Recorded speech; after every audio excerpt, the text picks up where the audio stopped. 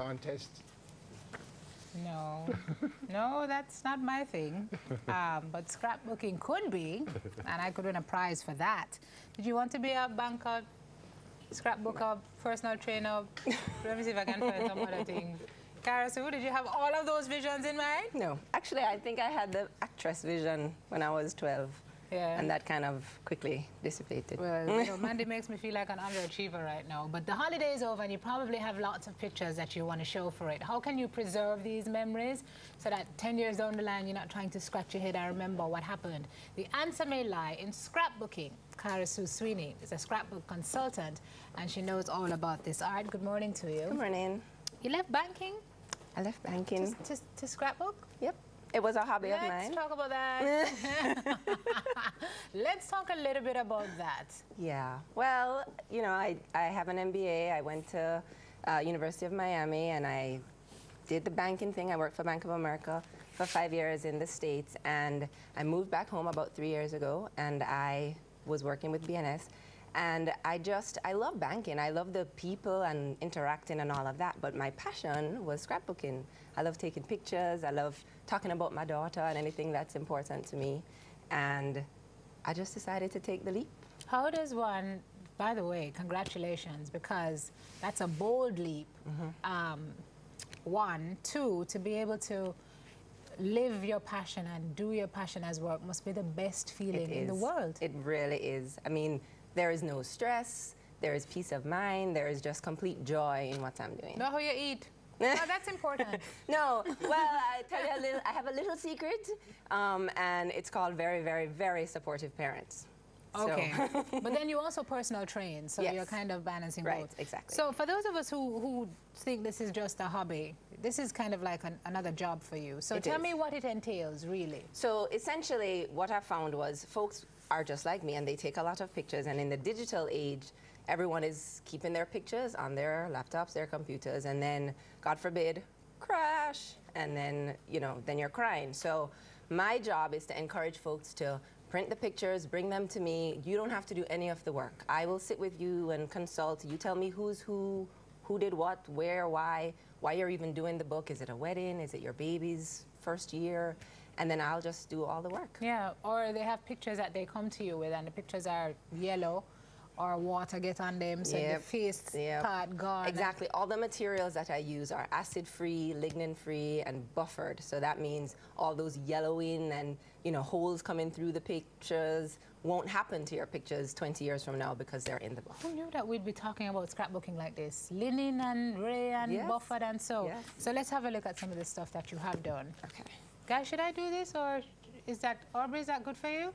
So this is like a book you've put together with moments, some of your moments as well as some of other people's moments. This Right. Is like Essentially, this is kind of, right, it just kind of shows the different themes that you could put together. So if this was my sister's wedding about 10 years, close to 10 years ago. So I'm looking, and the important elements of scrapbooking is, one, it has to look fun. Hence the decorations. Right, the decorations. But I see the little quotations. There's an art to doing this. Right, so you want to put a quote or a sticker or a phrase or a title on the page that evokes whatever is going on in the pictures. So this is a wedding, so it's about love, it's the happiest day. So, you know, you put this is a happy day or special moments. And then you have a little sticky here. Where Right, you so now write this down. is what you call a journal box. So this is where you're going to write about what is going on in the picture. So now this is a very important piece of scrapbooking. Some people, you know, eliminate it.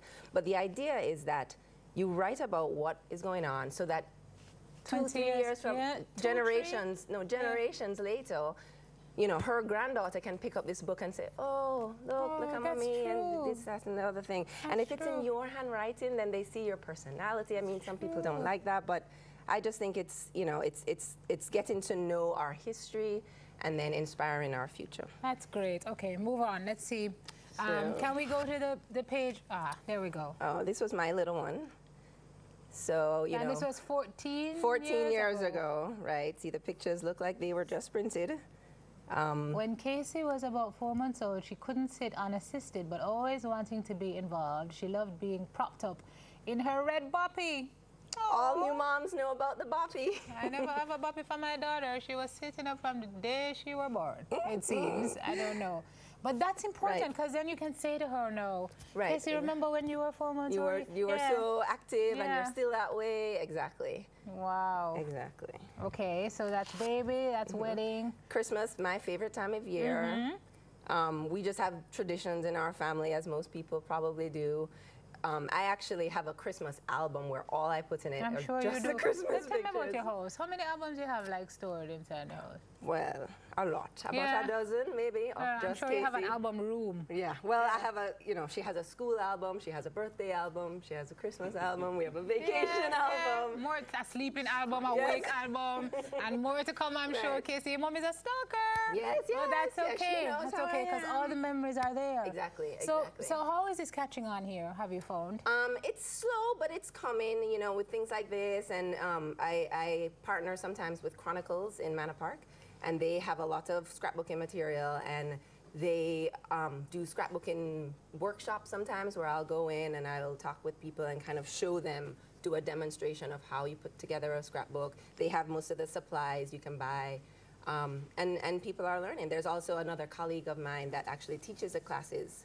Really? Scrapbooking in the Heart. I think that's it. And yeah, she'll do a consultation with you or sit down with you and go through a class with you. But you will do that as well, right? I will do that as well. But what I found was a lot of people are like, could you just do it? Yeah. Your handwriting is important, folks, so they will work with you, but you've got to put some of yourself in it. So where do we find Cara Sue if we want our scrapbook? By the way, Neville has no pictures of no memories of his days playing for Jamaica.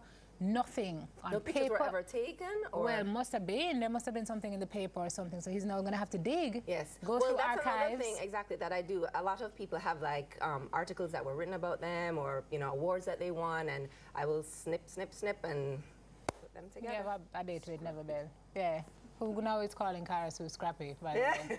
Where is Scooby? All right, we got it. Where do we find you? My email is ksuesweeney@gmail.com. Are you on Facebook? I am on Facebook. At?